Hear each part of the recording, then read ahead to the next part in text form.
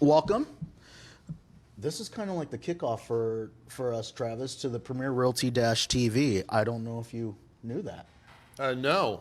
And for those of you that have been tuning in, surprise. Looks much different than the last 10 episodes that we've done. This is episode 10. Oh. So this is episode 10, and doing episode 10, we really wanted to bring some real value to everybody, and Travis and I had a conversation, and we said, well, hey, let's see what will Lucy say if we ask her if she'll come on and participate. So a little bit about Lucy DiProfio. How long you've been doing this for? 29 years. 29 years. Licensed for 29 years, Okay. but I've been doing this my whole life. Okay. And just so you guys a little bit of background on Lucy. That's what I say too, Lucy. We're in the same boat. How long have you been in real estate? My whole life. My whole life. A little bit of background about Lucy, and kind of because I am excited that we've got somebody here that year after year in this industry, there are a couple of things that we always try to do. One is grow our business. Two is be as consistent as possible in our business, and I feel like consistency in our business is one of the areas that is lacked in real estate, and that's one of the things that you guys have gotten down pat. When I look at your numbers year over year, it is very consistent. You make adjustments every year, and we see it grow year after year. So I really want to try to hopefully extract some of that information from you, and then obviously having a successful business.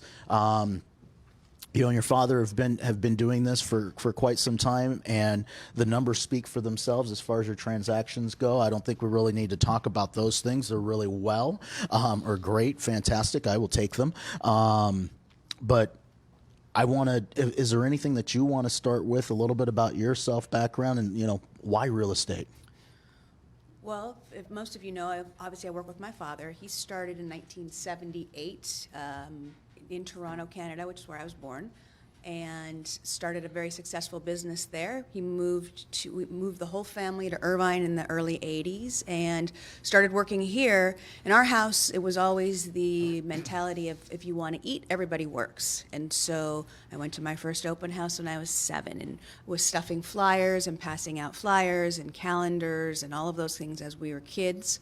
And when I was in high school, instead of getting a car, I got to walk to his office every day and do the paperwork because it was right behind my high school, and got an opportunity to learn the business from the ground up. Basically, when you don't have to make the payments, it's much easier to learn things and take the time to learn things. And all of this takes a lot of time. Obviously, 29 years now of doing it. Every day is different. Every day is new. And so when I was 18, I got my real estate license, and that was 29 years ago. Okay. So. There's been a lot of ups and downs. I've been through 2 recessions already, and been through an economy and a market where things have changed. I always say when I got my real estate license, there was no internet, there was no computers, there was definitely no smartphones, no social media. So things are constantly changing and constantly evolving.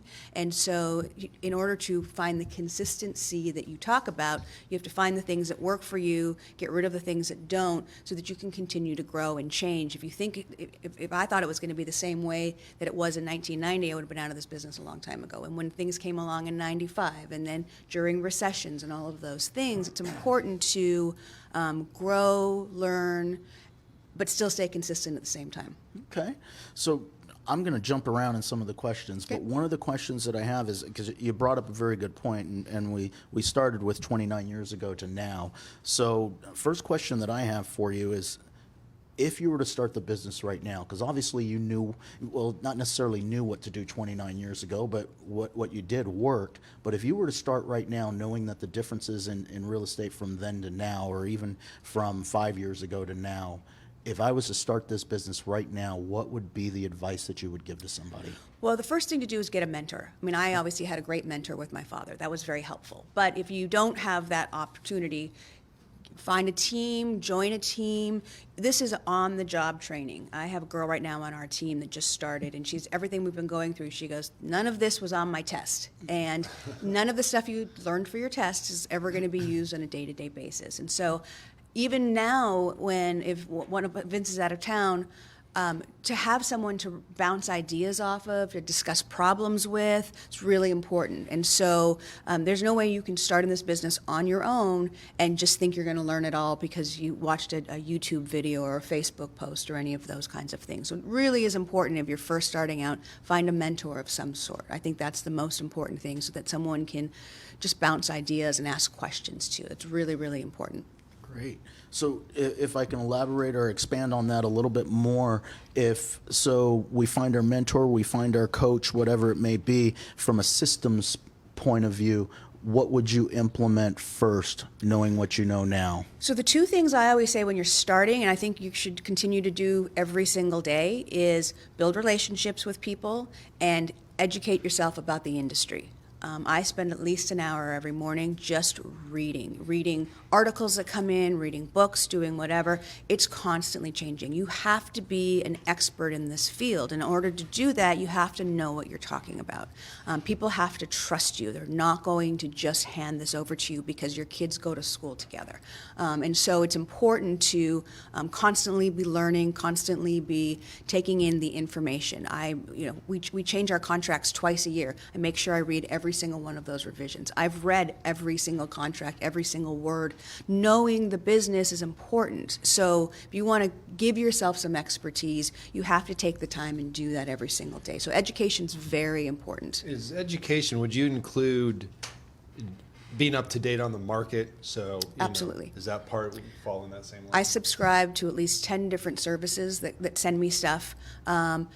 OC Housing Report. So the local housing market, all the statistics. So when someone asks you a question and you can all of a sudden start quoting stats and numbers and figures, they automatically now have trust in you. So you want the local numbers, you want nationwide, you want predictions, you want history, you want all of those things. So it's not just, how to post on social media, it's what's actually happening in the real estate market. But that would include the MLS too, right? Absolutely. The MLS, and because what's listed and how it's listed is something you need to know about to be able to convey to your So another thing clients. is also not just for your clients, but for yourself to know what's available out there. So broker's preview is important. When agents don't go and look at properties, if you want to be a farmer, you should see every single thing that's in your neighborhood. If you want to claim you're an expert, you have to do all of those things. So definitely looking at the hot sheets every day, seeing what's coming, what's going, and then going out there to look at them. You can't just look at the pictures online.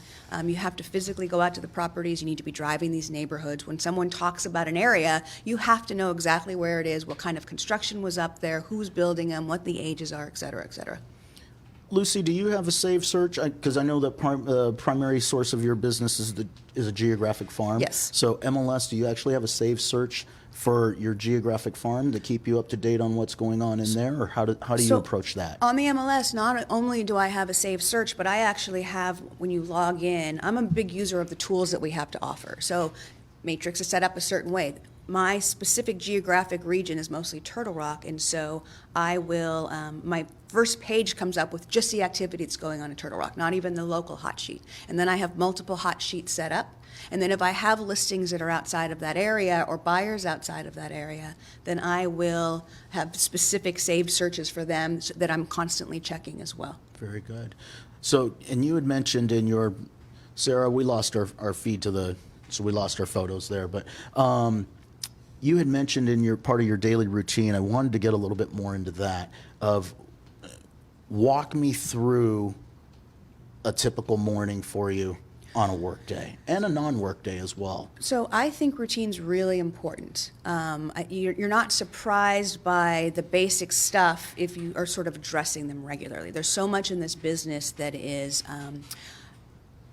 on the go, on the fly, a new problem, a new this or new that comes up every single transaction. Every single transaction I've done ever, there's something I've never heard of before. And so to be prepared for that, the basic stuff needs to be addressed. So, and you can, at the same time, get so sucked into this business that you don't have any balance. So for me, 29 years, obviously there's been a lot of ups and downs, personally, business-wise, and in order to, I really feel like the last 4 or 5 years, I've dialed it in my morning routine's a big part of that. So everybody knows, first thing I do when I get up in the morning is I go work out. I don't look at my phone, I don't look at my emails. That's my time to sort of start my day. It's something I know I'm doing for myself. Then I get home and then I check emails. And because that will also help you plan your day. Like some people do really well with time blocking and they're going to be specific about everything that they're going to do. I know I'm not that person. And I think when you're doing any of this kind of planning, you have to be realistic about what you're actually going to do. And if it's a chore, you're not going to do it. You're going to get it pushed aside, and then all of a sudden nothing's getting accomplished. And so I have my routine. I work out, I come home, make some coffee, and then I go through the emails. I address whatever needs to be addressed immediately. I start sending out notes. And then while I'm drinking my coffee, I spend a good 45 minutes to an hour reading stuff. Articles that have come in, any of those types of things, just to sort of get in the mindset of being ready to work, feeling like I'm getting ready to start my day before I come into the office. Okay. What time? What time does a typical day start for you? Are you Any- early riser? I was never an early riser until recently. And when I say recently, say the last 5-6 years now, Okay. probably. But yeah, I'm in the gym by 5:30 in the morning. Okay, Yes. that's an early riser. Yes. All right. And following up to that question, so you say you read every day. I want to get favorite book, real estate related, favorite book just in general. So I've told many people this before, but my single favorite real estate book was called The Miracle Morning for Real Estate Agents. It's basically talks about the things you should do before you start your day. And it falls in line with exactly what I do every single day. And that goes back to what I always say about being realistic about your choices. When I first read the cover of that book, I thought, oh, well, I'm already like in that mindset. It speaks to me because that's how I work. So it's not like I had to go and change my entire lifestyle based on a book. And so if you are never going to be a morning person, don't take that book up and think that you're going to change everything. You got to do things in small bites, small increments. This business is already chaotic. Don't make your choices drastic. Find little things that you can adjust and work into your daily system again, and be realistic about those expectations. Okay. We had a question that came in late this morning, right before the podcast had started, that they were asking about CRM, specifically if you have a CRM, if you use a CRM, are you an Excel spreadsheet person? So I have an old system called ACT. Okay. And Well, that's way old school. It's very old school, and I've tried to update it. And this is one of my things. I know you asked me about what your goals are for next year, and I'm constantly trying to tweak things. My father started with a 3-ring binder, and every house in his farm had a page in it, and we have all of those notes. All of those notes have been transferred into the computer system. So we have stuff going back into the 80s. And we keep track of all of that information. And so to overhaul it and bring it current, I've tried, and there's no easy way to do it. Right. And so you just sort of work with what you have. And so I wouldn't recommend using my CRM system. I know there are better things in place out there, and there are other things that I'm working on, because there's so much that's automated now. Right. And that's a world I'm not as familiar with, and that's one of my goals for next year, is to work on all of those automated systems where you can put information in and then things just happen. I'm just a little more old school, where my hands have to touch everything still. Okay. Yeah, but I like that too, because you talk a little bit about, don't try to make yourself do something you're just not capable of. It's just not who you are. And it's work with something that works for you. And I think that's okay, as long as you're doing it, right? You have something that you're working. If it's note cards, God forbid, I hope it's not note cards, but ACT or whatever, it doesn't matter. But as long as you're going through that process, which you clearly are, back to the 80s, that's impressive. If you're never going to cold call, do not get into a system where it requires you to cold call 2 hours a day, because you're never going to do it. You will find an excuse for everything else to make yourself busy, and busy is not necessarily productive. Right. You want to figure out what you're going to do to be the most productive use of your time. And so I said, be realistic about what you're really going to do. If you are a mom with a couple of kids and your schedule has to work a certain way, use the PTA, use those tools, those kinds of things to your advantage. Use your spheres of influence. I don't have children, so I don't have a PTA mom relationship with people, so I have to do something different, and geographic farming works for us in that aspect.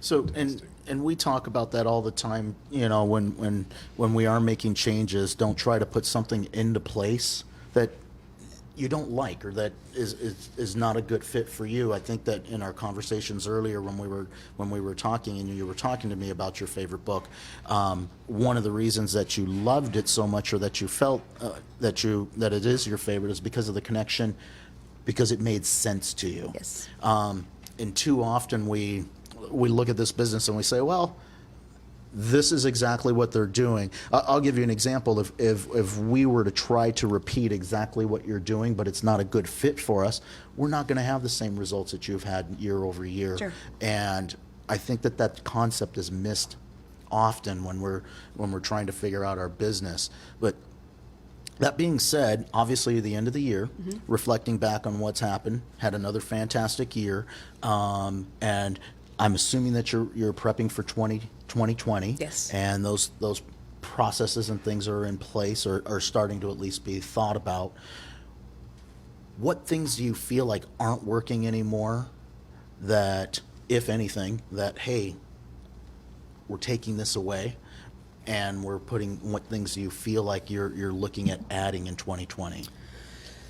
So I rarely take things away. Okay. I think they just sort of get faded in, and I think that's just sort of the nature of the business in terms of the marketing, that type of thing. One of the big things for us right now is, we launched our team this year, and so my goal for 2020 is to expand upon that. We're in a constantly shifting market, and particularly the cultural dynamics of our area have changed. There's been a lot of international buyers that have come in. It's a very different mindset of how business is done, and I can either put my foot down and say, no, I'm going to do it my way, or I'm going to figure out a way to make that grow. And so my big goals for 2020 are to continue with the team as we expand, and utilize them more, finding all the little details of where I can, we've already got them coming to our mega open houses now and doing all of these kinds of things. And so that's my big focus for 2020, because I really do feel like the team concept, in order to cover, there's so much more to cover than there used to be. And so growing that team, and not just your team in terms of agents, but your support system as well. We have great social media people now in the office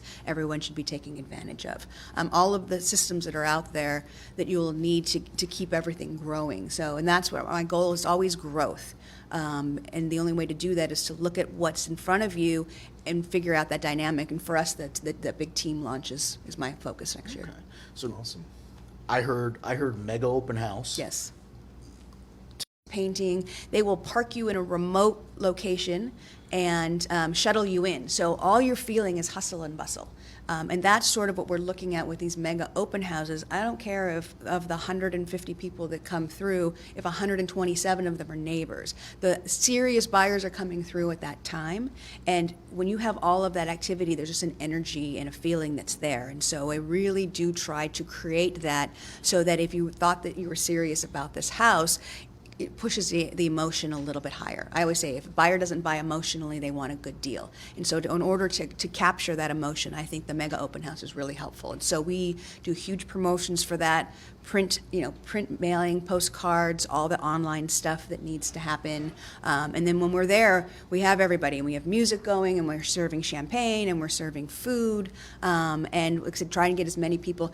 A lot of the neighbors now have just come to learn that that's an event, and we're serving champagne, and they'll hang out, and that's what you want. You want people sitting in the backyard, drinking champagne, eating snacks, doing that type of thing. It's been very, very helpful for us in terms of these listing launches. Yeah, they're going to be like, well, I want to list with Vince and Lucy. I want to party at my house, They don't want to miss out on that. Exactly. Absolutely. And I think the other important thing to in that message that I got was, this wasn't her idea. She saw the idea somewhere else and took it, modified it to work for her situation or for their situation, and implemented it. We hear it all the time from Tom Ferry, ROI, Yep. rip off and implement. Yes. There's nothing wrong with that in this industry. A lot of what's out there has already been created for us. I could spend a lot of time coming up with new ideas, or I could spend twice as much time taking someone else's ideas and making it better. And I'm very good at making other things better. I'm a problem solver. I have a focus on those kinds of things. And so if I see something I like, how do I make it my own? How do I make it bigger? Okay. So, Travis? Yeah. You've been in the business quite a while. Yes. Been through a lot. Yes. Real estate's difficult. We got our ups and downs. How do you stay mentally correct, positive, moving? You've obviously done a wonderful job at it here at 29 years. And I think it's, whether we talk about it or not, is something that we all deal with. And quite honestly, it's a challenge for a lot of people. You have any hints? I mean, you hit on it a little bit. Like, I think your morning routine is probably a big part of the answer to this. But, share with us a little bit on that. So it seems sunshiny and roses right now because we've been through a number of good years and business has been great. And it's taken some time to get into what I consider a very comfortable spot in life. But I've had my significant shares of ups and downs. Like I said, we've been through a couple of recessions. It's not easy. But it's going back to finding the things that work for you. So I've tried a lot of different hobbies. Some things stick, some things don't. I like to exercise. I like to challenge myself in certain ways. So everybody knows we recently just finished a half marathon where we came up with a training program and we sat down and then we finished it. Now we're working on our next 50-mile bike ride. So finding some things that create the balance. And then choosing, I have a lot of little sticky notes. Everyone's got their things, but I have a lot of little sticky notes. In the office, I say focus, and at home, they say smile and be calm. And I think when things are getting stressful, if you can just take a second and smile, it obviously changes your attitude. And I'm, by nature, not a happy-go-lucky person. I always say I'm sort of the mean default. I don't want to say certain words, but but I think if you make those choices.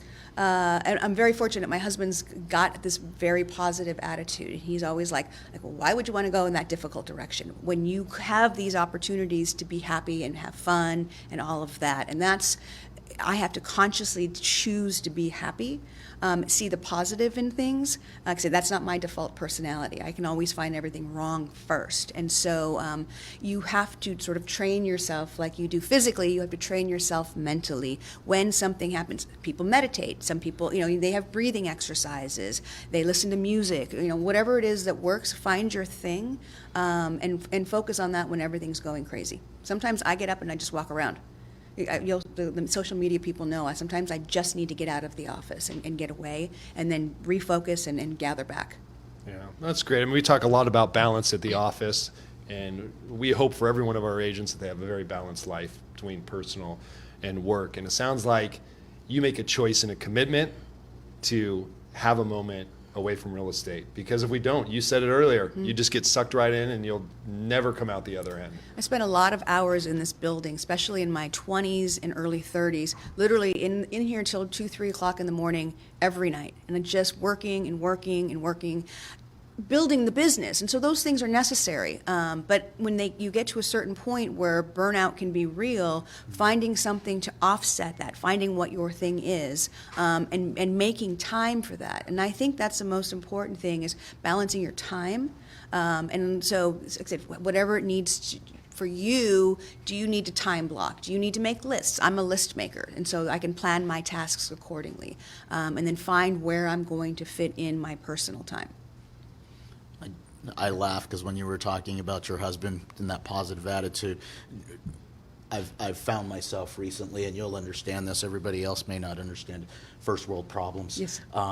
He says it a lot whenever we're in a conversation and we're talking about something, and he's very quick to bring us back to, it's really not a problem. Yeah, it's really not a problem. Yeah, and let's worry about things that are really serious, and so you brought back a reminder, just thinking about it. But he's a very good one about attitude. Like you choose your attitude. Right. Do you want to have a good attitude or a bad attitude? And he doesn't understand why you would choose a negative attitude when you could just flip the other, go this direction instead and be happy. Right. So, question, you mentioned earlier that you are, one of the things that you're making a change to is creating a team. And how, when you put together, I guess, any tips that you can give as far as, number one, creating that team, but number two, most importantly, the real question that I want to get to is, how did you guys figure out the dynamics of balance within the situation with you and your father. And what I mean by balance of who's taking on what roles and understanding that, and more importantly, being able to release things that perhaps you may know that the other person should be handling or is better at it or whatever the case may be. So that goes back to knowing yourself and what you're good at and being realistic about it. And so there are things where I look at him, I'm like, you need to handle this, or you need to handle that personality, or you need to do this. And so over time, obviously, our roles have become more defined. Because you just sort of figure things out. And there's a number of times where he's like, oh, I'll let Lucy take care of that for you. Somebody calls, whatever the situation is, that's Lucy's apartment. And I do the same thing. Vince will take care of that for you. So now bringing on this role of team, it's a learning curve for me as well. As much as I do all the reading and I'm constantly trying to learn more about the business, I don't think there's any real training for it. And so the DiProfio way is just jump out there and do it. You'll figure it out along the way. Because if you try to be so prepared and so perfect, there's no perfection in this business. And you could have this grand plan like you're starting up a company and you've got a business model and investors and all of these kinds of things. And the reality is that tomorrow something can be completely different. And so we are definitely a lot of a learn along the way experience kind of people. And so I do like to jump in and then sort of figure it out. I've made a lot of mistakes doing it that way, where I've gone back and go, that was a waste of time. But you know how you know it's a waste of time? By doing it. Right. And realizing that's not the direction for you either. Or sometimes you stumble across things and just go, hey, this is really great. I'm going to push in that direction a little bit more. But that goes back to you have to try, you have to explore. And so the team thing is definitely very new for me and how we're working it out. And it sort of has been a little bit of sort of stumbling into things and then realizing, okay, I can make something bigger from this. And that's my goal for 2020 is to make it bigger, because the connections we have with the people on our team, it wasn't like I was looking for them. The connections just sort of happened. And now I'm like, here, I have got it. How do I make it bigger? Very good. Fantastic. So, Travis, question? I don't think so. Okay. So I'm going to jump into a realm or an area that I know that social media. Yes. It's obviously something that you're implementing as part of your business. Yes. And how do you deal? I mean, how much investigating do you do? What is it that? What does 2020 look like for you in the social media world? So social media is definitely the thorn in my side. The concept of how that sells houses. But I understand it's just like everything else. It's like farming. It's like door knocking. It's about making a presence for yourself so that people that are using that as a tool for information need to know that you're out there. Not everybody checks their mail anymore. Not everyone's answering their door anymore. And so it's a tool that's out there. And so same thing, being very unfamiliar with it. I am definitely in the rip off and duplicate, where I see what other people are doing, and then I've been putting that out there. And I know the whole point of that is to create a presence and to create an image, basically. And so as much as it's not my first choice, because I feel it's almost invasive sometimes. Mm-hmm. Like, you really want to know what I'm eating for dinner? And clearly some people love it because they're posting what they're eating for dinner. But it is important, I think, to cover that avenue, cover that realm. And I have learned over the years not to be the first one to jump into something. I want to see what other people are doing first and if it's going to stick. And now that Facebook and Instagram are sticking, it's something that I definitely have to get on board with. And so that's where you take the time and you learn and you grow with that part, and it's becoming part of my routine as well. So do you hear it in your listing presentations or from the buyers or the seller? Or, primarily most of your business is from the listing side. So do you hear it from the sellers now asking that question in your presentations of, hey, how is social media implemented? Are you hearing any of that yet? Not yet, but we bring it up to them in terms of, here are all the things we're doing for you, that we're trying to cover for you, and this is how we're growing. And that's one of the things that we have now added to our platform is that, with all the stuff that we've already done, now we're doing this too, that we want to be ahead of the game and we want to be in the mix with all of that. So, Gotcha. I have a question. Mm-hmm. So real estate's very fluid. There's always things happening. 29 years. I mean, I think the other day we were talking about how we were on DOS green screens and dot matrix printers back in the day, and we wondered how we functioned. And I think it's just speeding up as time goes. And so my question is about what you see maybe now, or what you're kind of thinking into the near-term future, if there are any changes to the industry that you think about. I know you guys are very traditional in the way you're doing your business, and obviously it works very well, and that's great. It probably will for a long time. But is there anything out there that you look at and go, yeah, that's something we might need to be prepared for to the future? So the whole AI concept of generating leads and follow up with leads where you sort of put things in motion and then you don't have to be there. I really think that's where a lot of the future of real estate's going to be going, where before it was just junk mail. Like you'd get junk mail at your mailbox and you just sit there and throw it out. But every once in a while something would catch for you as if you were looking through things. And then it became spam email, and same thing. How many people go through, you sift through. Everyone still looks. They may delete it all, but you still take a quick glance at it. And so I think with the whole artificial part of these CRM programs, or whatever you want to call them, where you put your systems in place and now it's just constantly going in front of those people, now you can be connecting with that many more people that much quicker, basically, because it's all automated. And so that's where I sort of see the future of everything, when people are just living off their phones and now off their watches. And, that's where you need to be constantly in front of them, because everything is getting so much faster. Everything's faster, faster, faster. And so the idea that you can call them back in 3 days and that they'll still be interested in whatever they were talking about, I think that's slowly but surely, I know, because I have a hard time with that, where I'm like, oh, I need to send them a thank you note. And then 5 days have gone by, I'm sure that I'm going to remember what I was talking to them about when I sent them the thank you note. So things that become more automated and quicker. And that's one of the things I'm always trying to work on in my systems, becoming more efficient, more efficient, more efficient. And that's a challenge. I like it. Just so we keep losing our audio or our visual up here, so I did want to double check if there are any questions that are coming through. We're good now, Sarah, but if there are any questions that are coming through, please type them in the chat there. We are moving them over so that we can try to address them. How do you follow up with leads? So that question actually just popped through. Yeah. So when a lead comes in, I don't know if they're referring to a buyer or seller but let's go start with a listing. So a listing lead comes in. How do you follow up with them? It's a little different. It's not like we're buying Zillow leads or online leads. Most of the time when someone's connecting with us, it's because they know of us, they know our services. So it's rarely ever completely cold, if that makes any sense. And so it just becomes a matter of setting up the appointments, meeting with them, going over the presentation, all of the things that we do, and then following up with depending on what their plans are. Is it something right away? Is it long-term, short-term? And then if it's something where it's long-term, I just put reminder notes in my CRM program to get in touch with them. I really do try to be as personal and connected with people as possible. So phone calls are great. I know everyone loves to text, but I think when you get a phone call and you leave a voicemail, there's a better connection. Emails are easy, obviously, to send out responses, so it depends on the situation. Okay.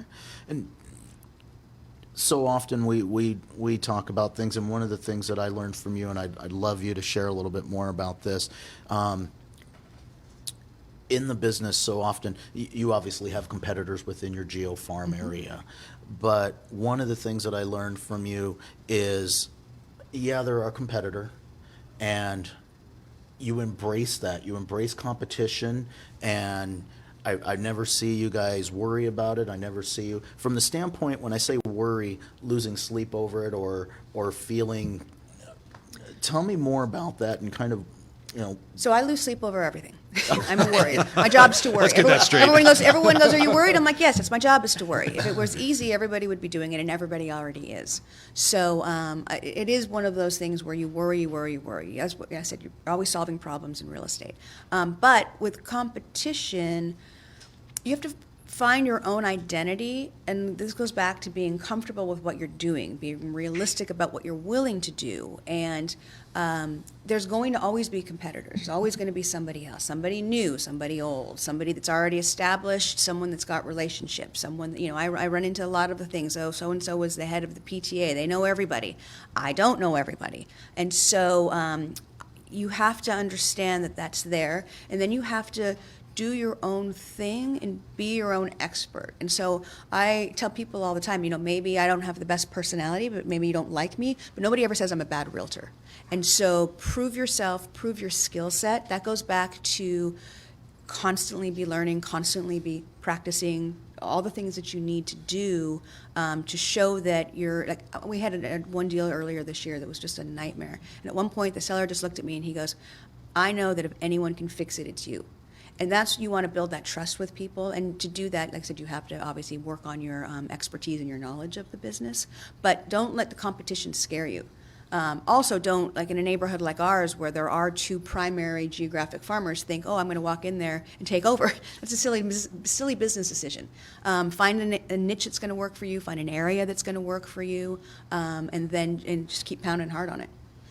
Maybe this is more of a comment than it is a question, but I'll present it, is how you speak to your competition and how you deal with them. I've seen this firsthand with you and your father.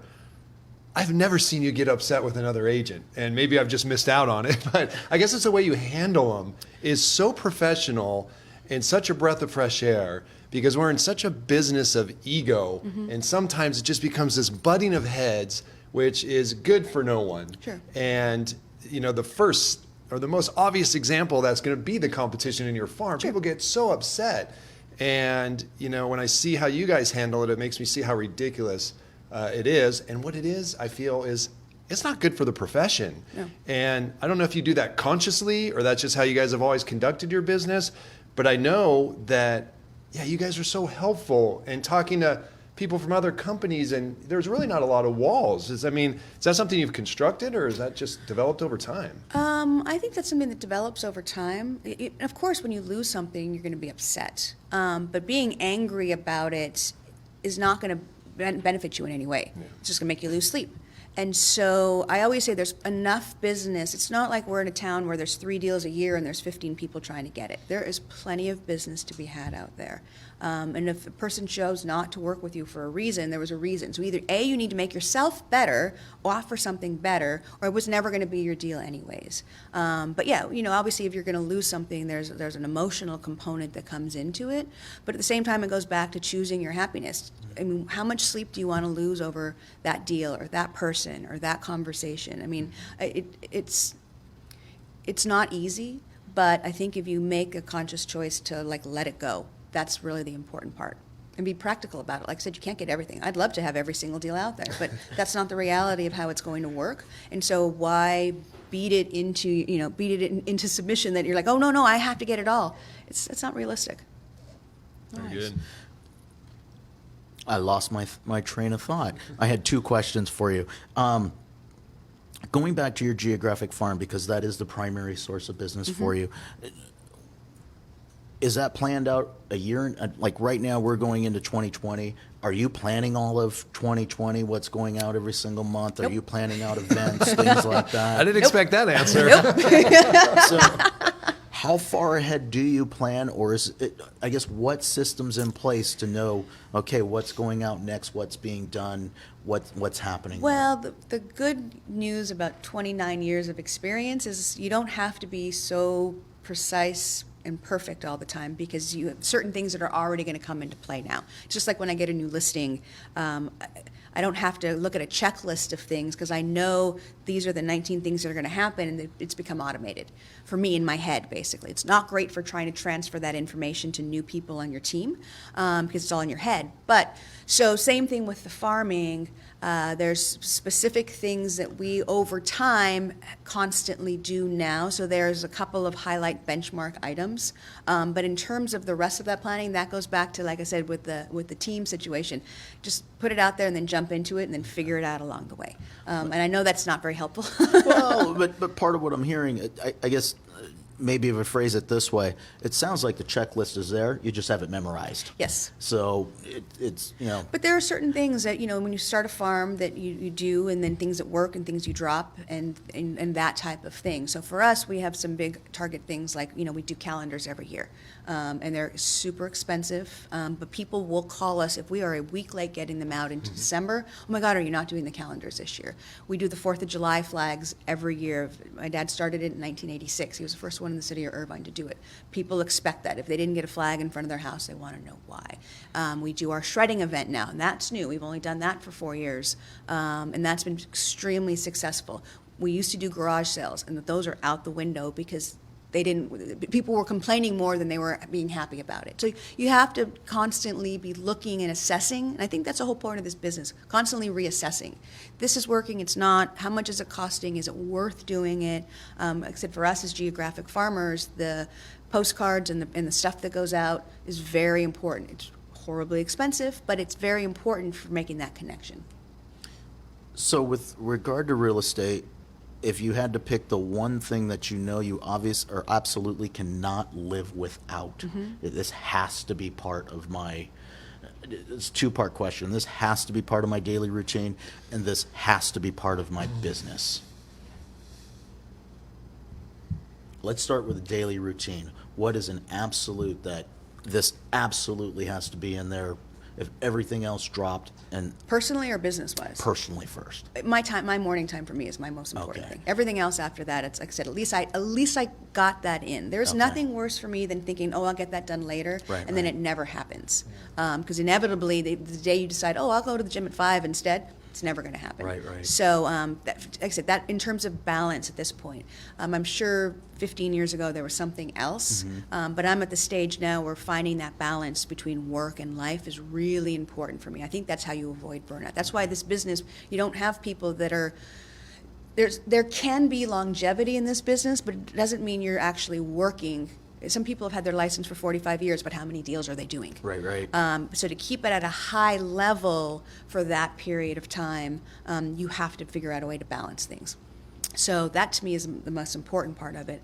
In terms of creating production and business for us it's the farming. Okay. And a big thing, like I've noticed drastically for us and as a tool for people to use, the U.S. Post Office does every door direct mail. That was night and day difference for us in terms of ease of getting it out, frequency of getting it out, where you didn't have to have labels and take the time to do that. We can, once it gets back from the printer, we can have 5,000 pieces of the mail in 45 minutes. We could never do that before. So for us as a geographic farmer, that's a really important tool.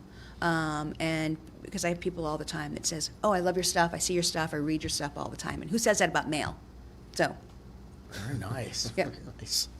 Travis. I think I'm out. Oh, I'd go all day. I'm just enjoying all the information we're getting here. This is great. Likewise. And I first of all, I want to say I appreciate your time. Thank you. And This is out of my comfort zone. So a lesson for all people: do things out of your comfort zone.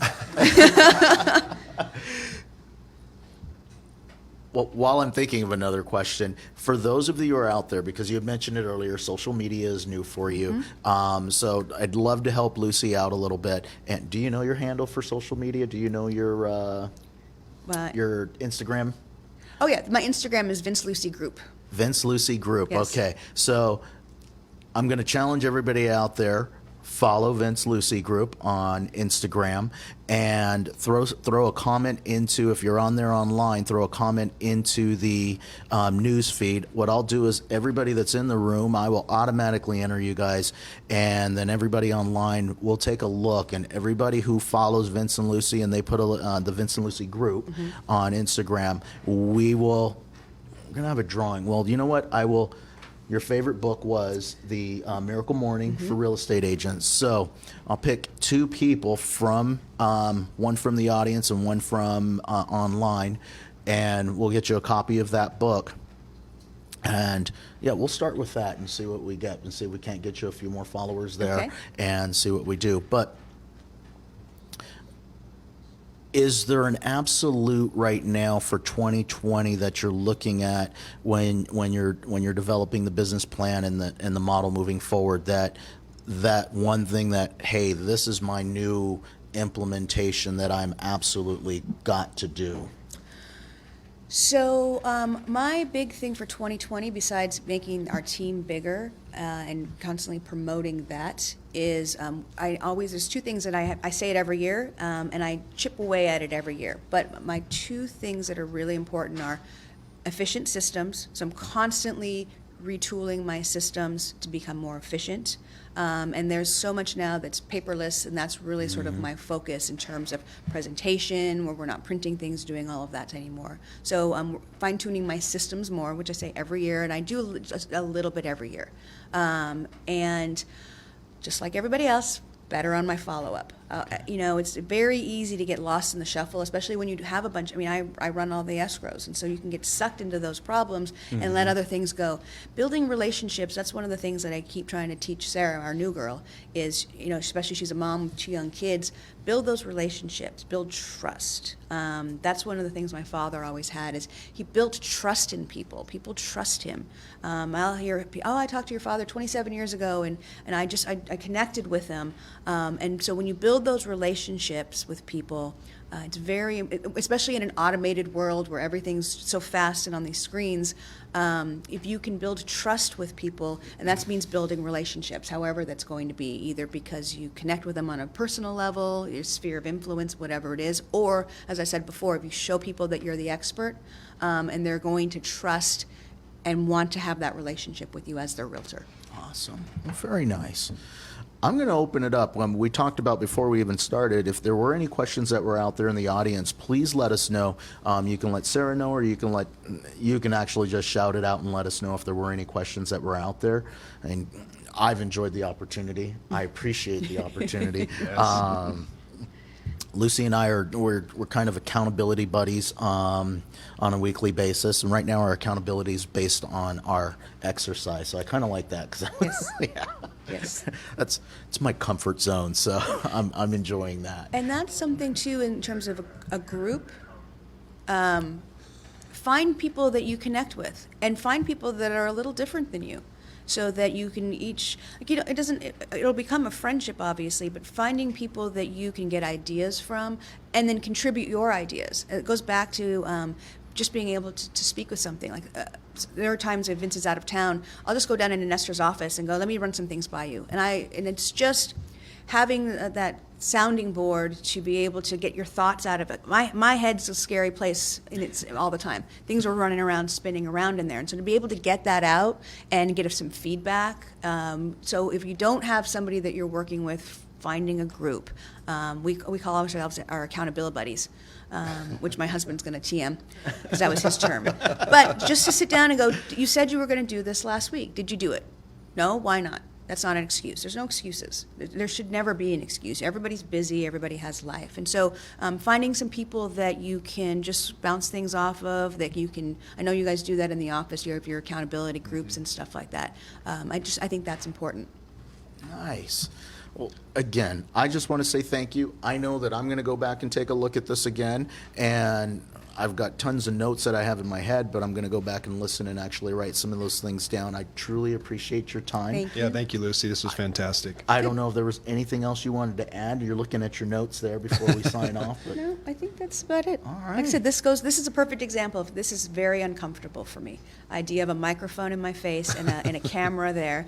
So I hope I didn't come off sounding too nutty or Maybe you'll watch it, and we'll have a whole new podcast here coming up. I won't watch it. But it goes to the idea of doing things that you're not comfortable. When Nestor asked me about it, I was not sure, and here I am sitting and just talking like a fool now. But And doing an amazing job. But by the way. it is one of those things about this, try something. And if you don't like it, who knows, maybe a year from now I do have my own YouTube channel and I'm doing all of these things. But you got to try it and see if it's going to work for you. Or I could sit here and go, oh, I'm going to make 12 videos a day. The reality is it's not going to happen. So fitting what works for you and your personality is really important. So are you saying keep an eye out for the Vince Lucy TV show next year? That's a bit of a leap there, I think, So Nestor. I think just keep working on my Instagram page first. Very Yeah. good. All right. Well, thank you guys. Thank you everybody out there. Really appreciate it. And we're here every Friday, 11 o'clock. That's where we're at right here. And try to bring value to you guys and continue to do this. If there's always any comments or questions or anything that you guys want to see, please just let us know. And until next week, we'll see you guys. Have a great week, guys. Take care. Is that good? I think it was great. Oh, good. Yeah. Are we still live?